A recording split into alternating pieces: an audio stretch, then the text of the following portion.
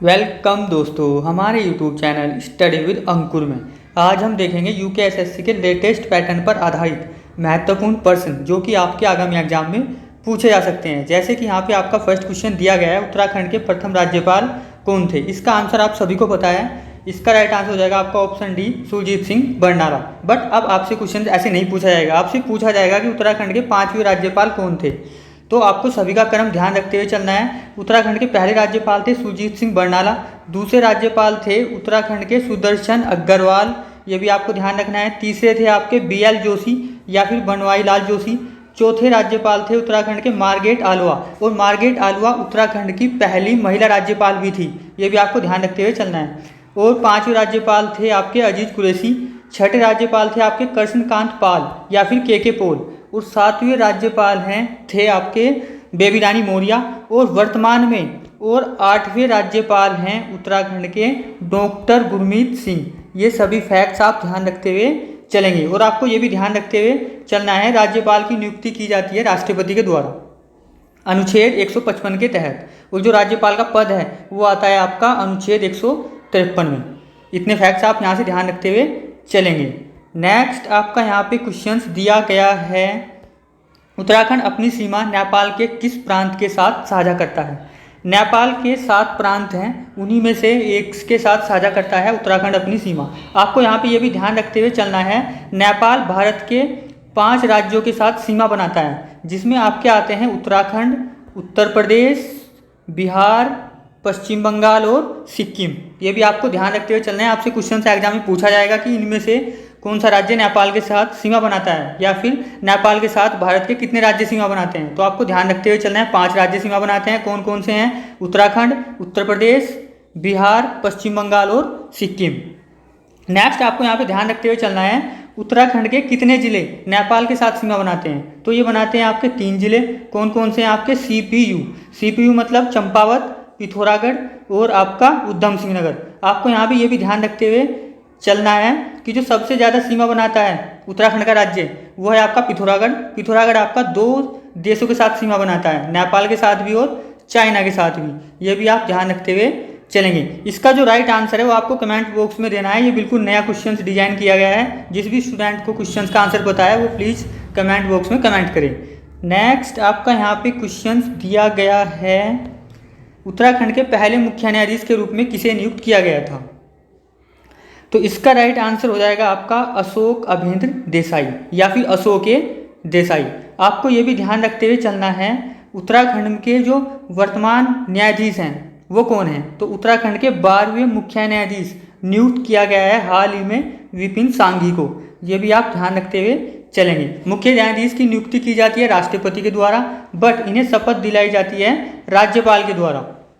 ये भी आप ध्यान रखते हुए चलेंगे। और उत्तराखंड का जो उच्च न्यायालय है वो स्थित आपका नैनीताल में। स्थापना हुई थी कब आपकी? 9 नवंबर 2000 को। और इसमें जो न्यायाधीश हैं वो होते हैं आपके 8 न्यायाधीश प्लस 1 मुख्य न्यायाधीश। बट वर्तमान में है यहाँ पर 11 न्यायाधीश, 2 हैं आपके एडिशनल न्यायाधीश। ये भी आप ध्यान रखते हुए चलेंगे।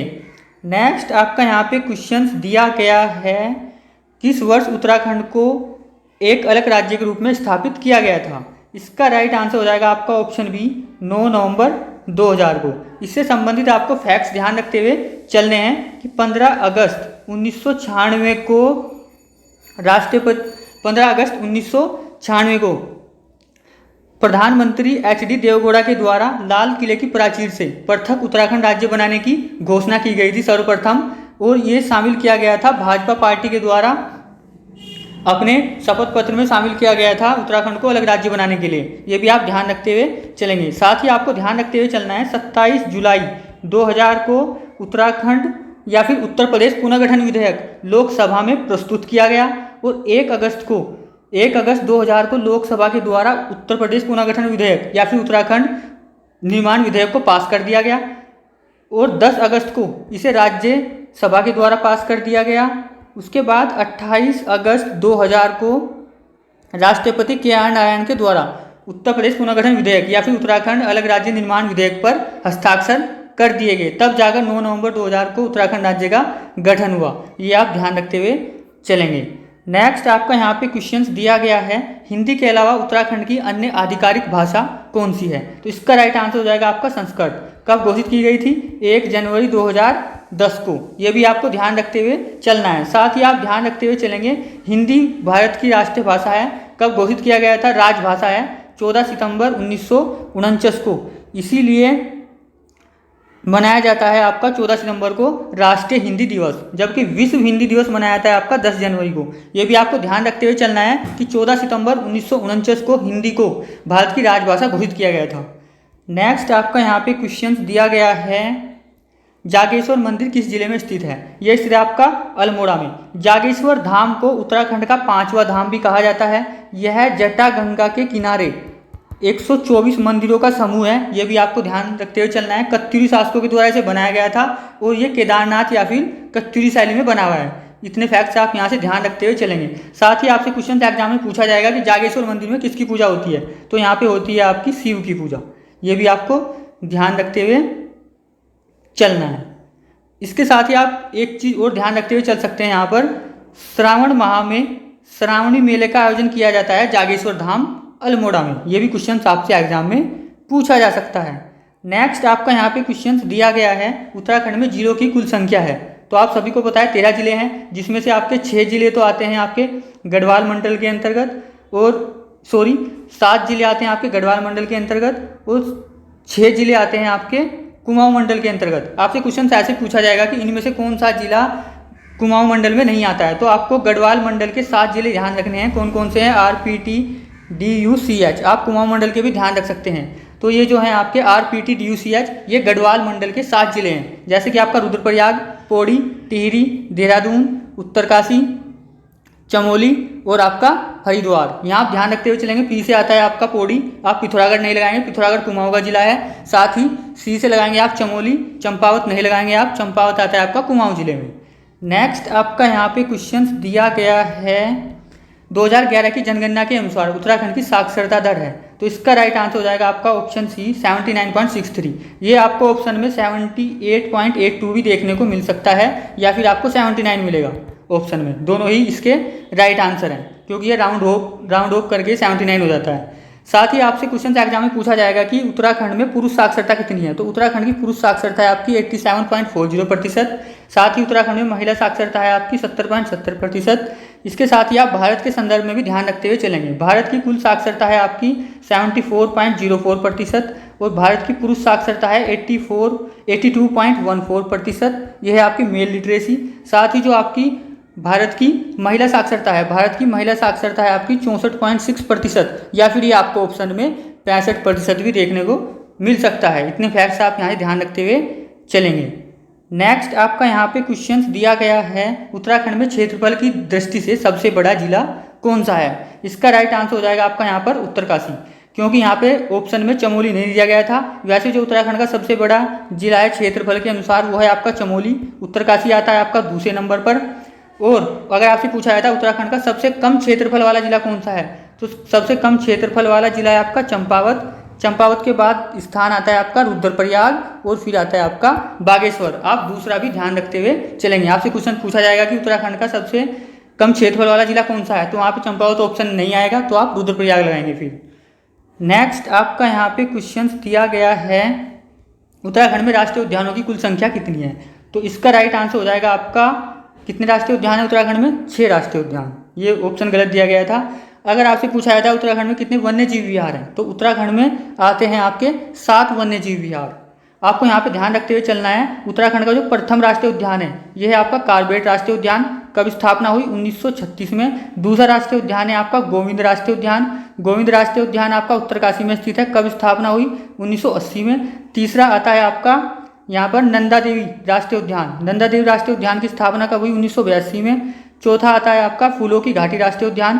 फूलों की घाटी राष्ट्रीय उद्यान की स्थापना भी कब हुई? 1982 में। फिर आता है आपका राजाजी राष्ट्रीय उद्यान। राजाजी राष्ट्रीय उद्यान की स्थापना कब हुई? 1983 में। फिर आता है आपका गंगोत्री राष्ट्रीय उद्यान। गंगोत्री राष्ट्रीय उद्यान की स्थापना हुई आपकी 1989 में। आपको यहाँ पे ध्यान रखते हुए चलना है। उत्तराखंड का सबसे पुराना राष्ट्रीय उद्यान है कार्बेट राष्ट्रीय उद्यान, और उत्तराखंड का सबसे नया राष्ट्रीय उद्यान है गंगोत्री राष्ट्रीय उद्यान, जो कि स्थित है आपका उत्तरकाशी में, और इसकी स्थापना हुई थी आपकी 1989 में। साथ ही आप ध्यान रखते हुए चलेंगे सबसे बड़ा क्षेत्रफल के अनुसार जो उत्तराखंड का राष्ट्रीय उद्यान है वो भी आपका गंगोत्री राष्ट्रीय उद्यान। तो गंगोत्री राष्ट्रीय उद्यान सबसे नया राष्ट्रीय उद्यान है और उत्तराखंड का सबसे छोटा राष्ट्रीय उद्यान है फूलों की घाटी राष्ट्रीय उद्यान, जिसका क्षेत्रफल है आपका 87.50 वर्ग किलोमीटर।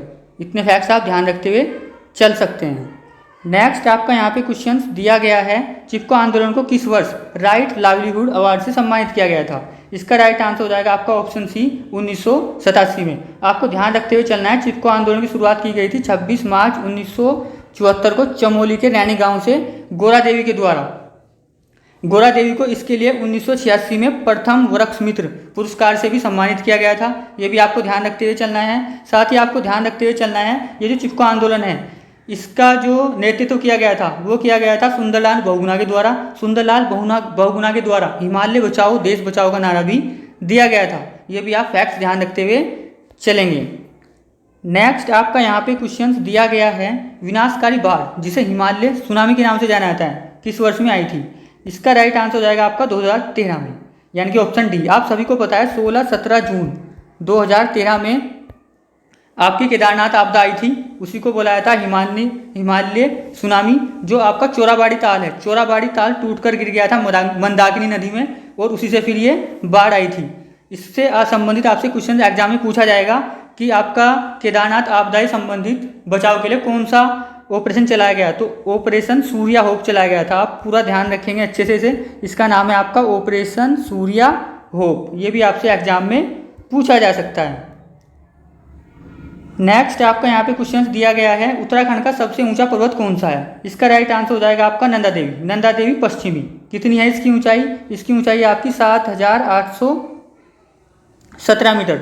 अगर आपसे यहाँ पे पूछा जाता भारत का सबसे ऊंचा पर्वत कौन सा है, तो भारत का सबसे ऊंचा पर्वत है K2 या फिर गार्डविन आस्टीन। 8,600 कितना है इसका? 8,611 मीटर है इसकी हाइट। ये भी आपको ध्यान रखते हुए चलना है।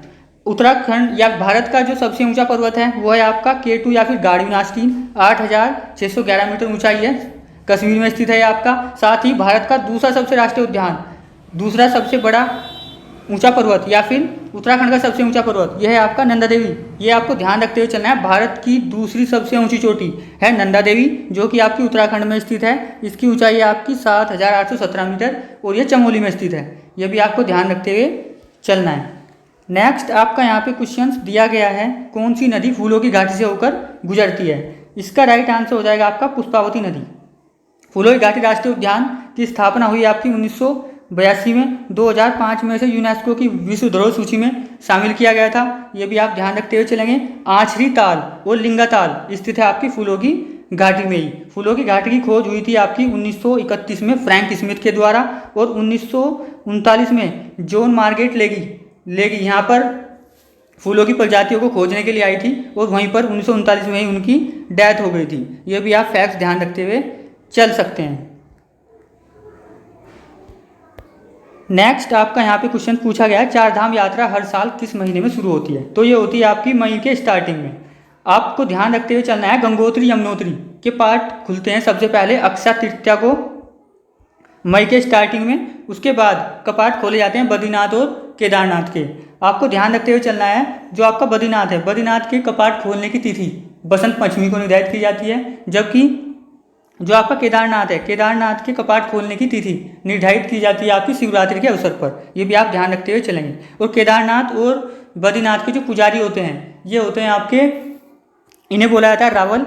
और ये जो आपके केदारनाथ के पुजारी होते हैं ये होते हैं आपके मैसूर के कर्नाटक के जंगम समुदाय के रावल, जबकि बद्रीनाथ के पुजारी होते हैं आपके केरल के मालाबार तट के नमुंदरी समुदाय के ब्राह्मण। ये भी आप फैक्ट्स ध्यान रखते हुए चलेंगे, एग्जाम में आपसे पूछा जा सकता है।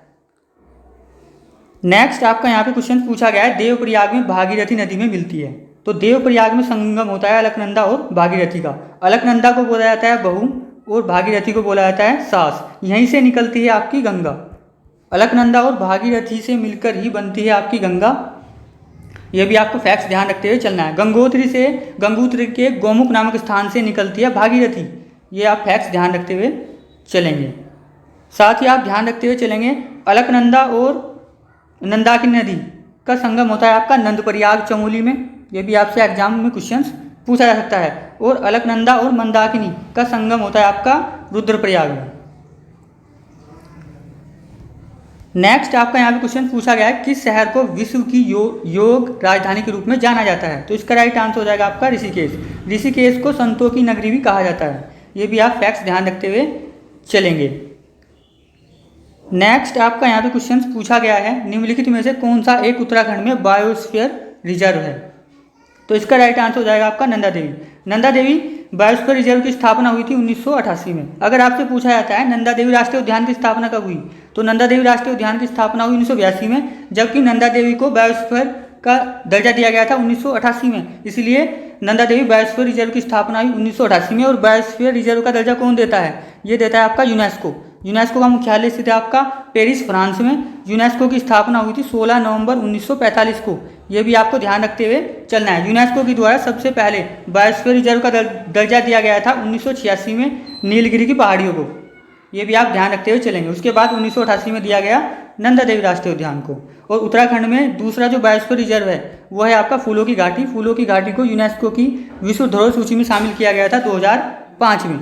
ये भी आप ध्यान रखते हुए चलेंगे। नेक्स्ट आपका यहाँ पे क्वेश्चन दिया गया है, उत्तराखंड की किस झील को रहस्यमय झील के रूप में जाना जाता है? इसका राइट आंसर हो जाएगा आपका ऑप्शन सी, रूपकुंड। रूपकुंड स्थित है आपका चमोली में। यहीं पर स्थित है आपका बेदनी बुग्याल। बेदनी बुग्याल आपका